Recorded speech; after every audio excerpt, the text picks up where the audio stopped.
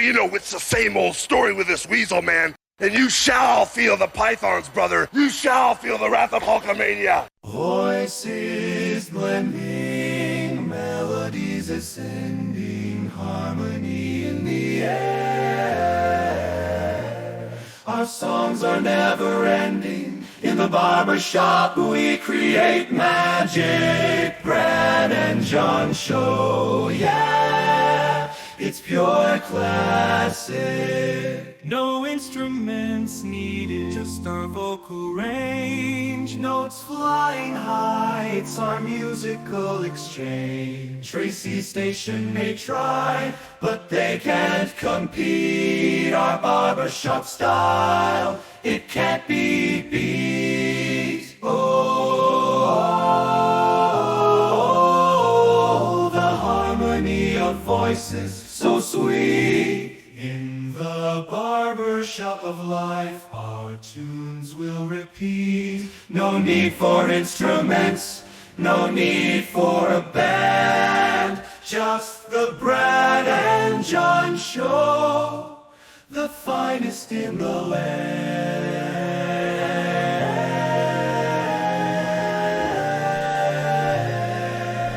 John, I only thought it was fitting to give a triple dose of Hulk Hogan because I know you have a friend of mine lives near you, and he told me your house is draped with black, what do they call those? Black crepe?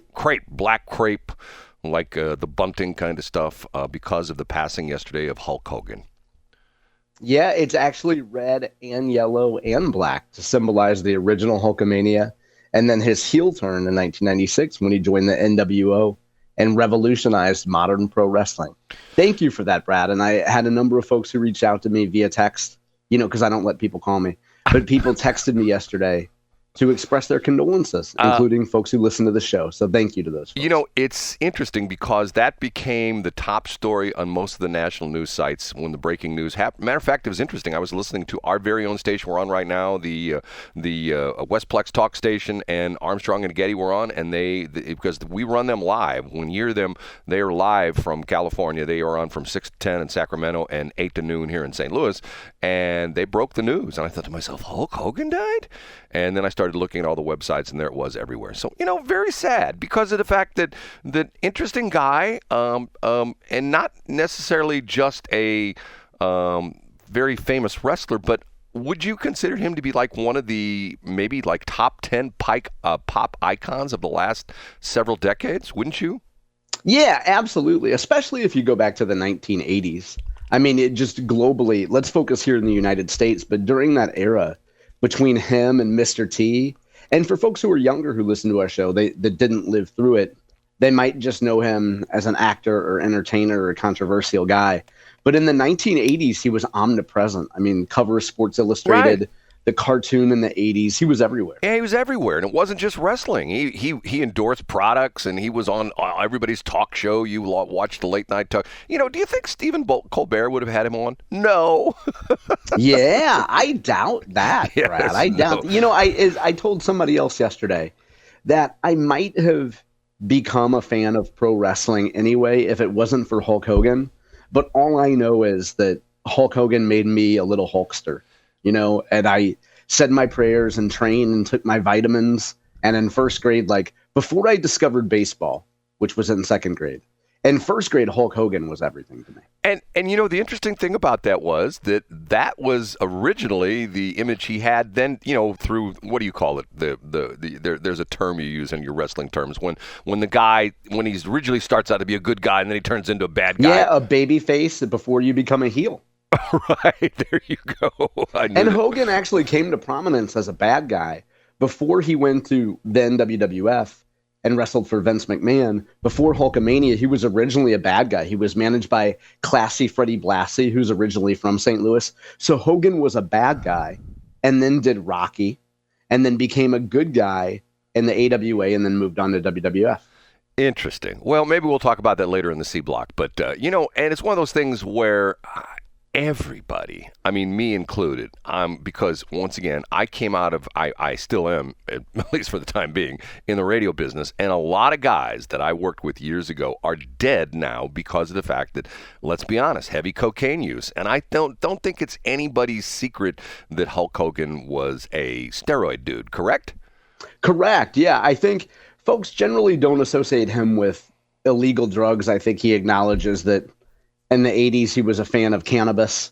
But yeah, I think, and another friend asked me why he died so young, like at 71. And I just said, I mean, decades of steroid use will have those kind of deleterious effects on every part of your body. It's like I say about my ex-radio buddies, the same kind of thing. You snort cocaine for 20 years, and it probably takes 30 years off your life. You know what I'm saying? Yeah, your heart is a muscle. Right, exactly. Okay, enough of that. The reason we're here, at least in the A block, is to highlight John Combest. Now, John Combest puts this website together and puts together all this information. We call it like the Matt Drudge report of the state of Missouri. Does it every single day for 23 years.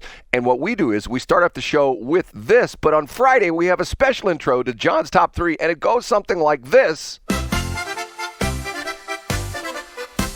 Time for the John Combest Top 3. And as I mentioned, the aforementioned John Combest comes here and does his top 3. And we bring in this guy right here. What's your name, sir? I'm Casey Kasem. And what we do with him is he counts them down, and he starts off with... In third place... Brad, are you familiar with the old colloquialism? It's better to ask for forgiveness. Better to beg for forgiveness than ask for permission. Have you heard that before? I have, and to a certain extent, sometimes I use that in my life. But you and me both, right. Brad. I think maybe we've probably taken that to an extreme extent at some point. That would also seem to be the mantra of a woman from St. Louis City named Sonya Jenkins-Gray. And if that sounds familiar, she's one of the appointees from Governor Mike Kehoe to this new Civilian Review Board, the new group that's going to oversee the St. Louis Metropolitan Police Department. But in a story today from the St. Louis Post-Dispatch's Austin Hughley, as well as a story from the Whispering Gallery, put together by the Missouri Times' Jake Croson, Mike Kehoe offers a little bit of pushback on Mrs. Jenkins-Gray. The headline, Governor Mike Kehoe criticizes one of his newly minted police board picks for taking a job with the embattled city sheriff's office. You and I talk about this Alfred Montgomery gentleman who's been the center of a lot of controversy. He's being investigated and pursued by AG Andrew Bailey. It seems, though, Brad, that Mrs. Jenkins-Gray said that she was going to start work for this new sheriff, for the sheriff next week. And Mike Kehoe thinks that there could be a conflict of interest. Last night, his team put out a statement saying that the new job creates the potential for conflict with her board duties. In other words, if she works in HR for a guy that's being pursued by the attorney general for not doing his job, there's an inherent conflict there. As you might expect, Montgomery's office says, what, me worry? No problem. There's no conflict of interest here. So it would seem, Brad, there's one of two things going on here. Either Mrs. Jenkins-Gray is completely ignorant and doesn't have any common sense and thinks that there wouldn't be any sort of conflict of interest here. Or, in my opinion, the more likely scenario, she knew that Governor Kehoe would not approve of this, so she chose to not tell him or tell anyone in the governor's office that she was taking this job, and then just let the chips fall where it may. I'm guessing it's the second option. I'm guessing that Mrs. Jenkins-Gray is not an ignoramus and just chose to take this job, pays $95,000 a year. And for city jobs, that's a pretty penny, to have a city job that pays $95,000 plus all those benefits. So what Kehoe suggested was, if she does take this job, she's going to have a really hard time getting through the Missouri Senate confirmation process, because these folks are in that position temporarily, and the Missouri Senate has to approve them to be in that spot permanently or for whatever their term is. So Kehoe's like, look, lady, if you don't leave or you don't reject this job, you're not going to get through Senate confirmation. Is the police board a paid position? I think they get something nominal, Brad. That's a good question. I don't know. I'm guessing they get some sort of a nominal honorarium to be on that, for lack of a better term, a nominal amount of payment to be on that board. Interesting. I mean, why is it that everything about the city is always sort of weird and controversial and strange? Why is that, John? Why Brad, is that? I think that's a great point. I don't think whether you're AG Andrew Bailey and you're trying to deal with the city, I just don't think there's anything that you can take to the city, whether it's storm relief, whether it's collecting snow, plowing snow. I just don't think that, I think that our expectations for competence for city government is just way too high. And I think that's our own fault. Okay, number 2. Up a notch to number 2. A story near and dear to your heart, RECA, the Radiation Exposure Compensation Act. Big win, as we've discussed many times on this show. A headline from Joe Holloman of the Post-Dispatch. Wesley Bell wants more of St. Louis included in federal radiation compensation law. Now, we got a little bit of a teaser about this when Josh Hawley had a big event up in Hazelwood and proclaimed that we had a bunch of money coming. Hawley says that he was open to the idea of federal lawmakers coming back next year and adding more locations in the Missouri region to that Compensation Act. Wesley Bell's plan would add 2 new zip codes to the folks who can get compensation. Those zip codes are 63106 and 63107. As Holloman notes, they're areas that generally encompass the land formerly occupied by the old Pruitt-Igoe housing complex. Now, Brad, this is where I'm going to lean on you to chat me up a little bit about Pruitt-Igoe. It's Pruitt-Igoe, right? Yes, Pruitt-Igoe. I want to make sure that I pronounce that correctly. Now, if I recall correctly, by the way, Brad, I took a class in college called Blacks in St. Louis. So I have to say I've driven past the Pruitt-Igoe site before. Anyway, point is, if I recall correctly, Pruitt-Igoe was built in the 1950s. And the idea was, let's create a really nice housing complex that's not a slum, that's really well constructed, that's put together well, and have a nice area for folks who need housing assistance. That was the idea, right? Yes, correct. Okay. And then as time went on, the folks who lived there, my assumption here, Brad, is that they gradually destroyed the place. If you put a nice facility, let's say in Hoosierville, a bunch of Hoosiers are going to park their car in the front lawn and have their kids run around unattended and break stuff. And if you put a housing project in the city, people that have city housing assistance or federal housing assistance are probably going to tear it down and not respect it because it's not actually their property. And I guess Wesley Bell's point is that there were some substances that were sprayed there. The Army sprayed zinc, cadmium sulfide, a compound the Army still maintains as non-toxic. So as I read this, Brad, folks who have some kind of a connection to Pruitt-Igoe are going to claim that their diabetes is due to this spray and not to decades of drinking grape soda, and they're going to want some sort of payout. Am I reading this right? Yeah, that's part of it, John. The thing is very complicated, and I know, once again, you're not going to watch this movie, but this was a documentary that a guy made, and I went and actually paid and saw it in a theater, and it was just called Spanish Lake, and it revolved around... I saw it, Brad. Okay, well... Yeah, we've discussed this multiple times on the show. I watched the whole thing. Right. The beginning of the Spanish Lake thing talks about the end of Pruitt-Igoe, where essentially they moved all the people from, or at least most people from Pruitt-Igoe into North County. But this was not just a St. Louis thing. If you're familiar with the Chicago area, there's an area there called Cabrini Green, which was the same kind of thing. High-rise apartments that were supposed to be very nice, and within so many years they were just absolutely destroyed. Crime was rampant and the whole bit. I'll tell you one that I saw a list the other day, and I'll tell you one right up front that would affect me if I still lived there. I saw the list of the zip code, and one of the zip codes to me, which was missing, and I'm thinking to myself, how can they not have 63042? That's Hazelwood, yeah. Well, 63042 is where I lived on North Hanley, just south of 270. I think I told you the story. There's a street across they're literally across from where I lived, called Nyflot, Nyflot, where a bunch of people on Nyflot also had very rare cancers as they lived there through the years. And it turned out that this was a street that in the old days, it wasn't North Hanley, it was Graham.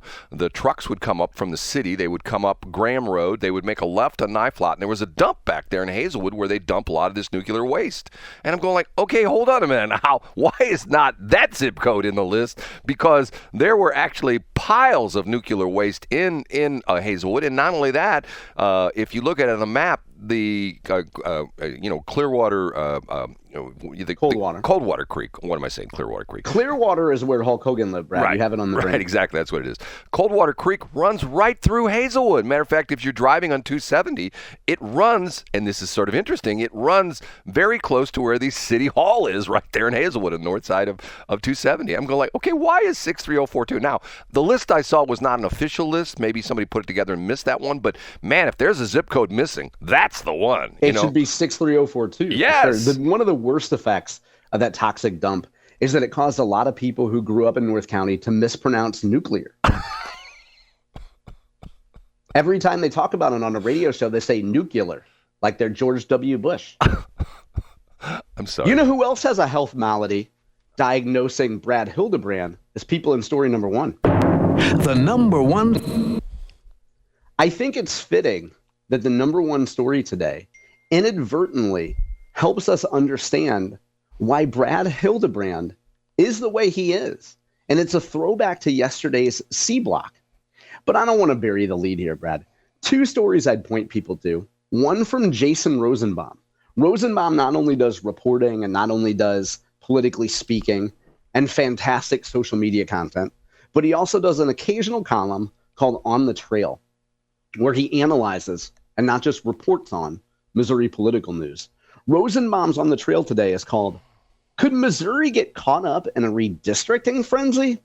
It's looking likely. It's looking likely. Sorry, I mispronounced that. The other piece is from Rudy Keller, a really good content creator at the progressive blog called the Missouri Independent. The headline from Rudy is, We've already done that. Missouri lawmakers show little enthusiasm for new congressional maps. The idea here, Brad, is that apparently Donald Trump and members of his administration have been leaning on certain states and political Republican leaders in certain states to perhaps do a midterm rejiggering of congressional district lines to benefit Republicans. You know, Republicans have a razor-thin majority in the U.S. House. So as the thinking goes, if Republicans in Republican states rejigger those maps to give more Republicans, then Donald Trump will be in a better position. As Rosenbaum notes, Gavin Newsom has already said that if Texas adds more Republican seats, then California is going to add more Democrat seats. Now, I bring up Brad Hildebrand because both Rudy Keller and Jason Rosenbaum reached out to U.S. Congressman Eric Burlison. And Eric confirmed that he has heard firsthand that the president's team wants Missouri to look at redrawing congressional districts. What this would actually come to, Brad, it wouldn't affect our area, but it would affect the Kansas City area. There's a gentleman named Emanuel Cleaver. We've talked about him on the show before. Longtime congressman from Kansas City, former mayor of Kansas City. And the idea is if Republicans diluted his district enough and put some Democrats in some currently Republican congressional districts, then maybe Republicans could actually win Cleaver's congressional district. But I want to get to the Brad Hildebrand part, Brad, before we go to break. Congressman Eric Burlison says that the appetite for a 7-1 district might be a little bit more now, you know, because right now we have a 6-2 map. And he said that one of the things that killed that 7-1 fight last year was a guy named Bill Eigel. Brad, are you familiar with Bill Eigel? Yes, I am familiar with Bill Eigel. I don't know if you've ever, gone to a place where he was having lunch at Panera, but he is he's a controversial guy. Some would call him polarizing. Here's what Eric Burlison said. When he talked about Republicans that didn't want this strong 7-1 map, Burlison says they were risk averse. And then I also think that just the fact that you had number one advocates for 7-1 were people they couldn't stand, like Bill Eigel. The Missouri Senate had Bill Eigel derangement syndrome in a lot of ways. Brad, it's taken 90 kayfabe years to potentially call out your real affliction. And I think Burlison nailed it. I think you have Bill Eigel derangement syndrome. What do you think? John, here's the thing. What I find, I've talked about this numerous times. I'm so tired of all the fractionalization of everything in the world. And I'll tell you a story a friend of mine told me yesterday that is another perfect example of this. Matter of fact, you know what? I think I may change things up. I think I may change things up in B block and add friend story to Brad's top 3. Okay. Bill Eigel and I, quite honestly, after I got sort of a nasty text from him the other morning, essentially saying that he doesn't like the way I talk about him on the show. You know what? I mean, here's the crazy thing. My phone number is 314-280-8880. If you want to be on this show, you can call me at any time during the show. It drives John nuts when I do this. Absolutely bonkers. Because he doesn't like when I take phone calls in the air. Well, and I don't like when your phone goes off. But yeah, go ahead. The idea being is most media has its gatekeepers. And, for example, there aren't too many Democrats that appear on 97.1. And conversely, there are very few Republicans who appear on KWMU. And if I were like a Bill Eigel, if you were a Democrat, you would want to go on a Republican show, right, Brad? And vice versa. If I was a Republican, I understand that. That's a well-worn point. I'd be calling up, Jason Rosenbaum. By the way, you talked about his many hats he wears. He's also a pitchman yesterday because yesterday he was doing the 10-minute breaks they do. Please give us money. Please give us money. I like that, especially when they go, hey, before we go to commercial, Brad, I want to call out a thanks to Hannah Beers Sutton and Wes Sutton. Congratulations to them. They just gave birth to Bennett Gilmore Sutton. 8 pounds, 7 ounces, and absolutely perfect. I got this from Missouri Scout, Dave Drebus's Missouri Scout. I saw Hannah and Wes 2 weeks ago. Brad, I don't emerge from my lair very often and go to a lot of political things, but I saw Hannah and Wes. Hannah was about to pop. She still executed a fantastic HRC summer caucus. So congratulations to Hannah and Wes. Was she there with Bill Eigel and with Jason Rosenbaum? Bill Eigel was not there, and media is not allowed. So no. Media is not allowed. Wow. Sometimes I feel like there's a lot of places like that. They go, oh, it's Brad. He's media. He's not allowed. We don't let him in here. Brad, one thing we're not doing today, we're not doing low self-esteem theater today. Because guess what? We're headed into Brad's top 3 in B block.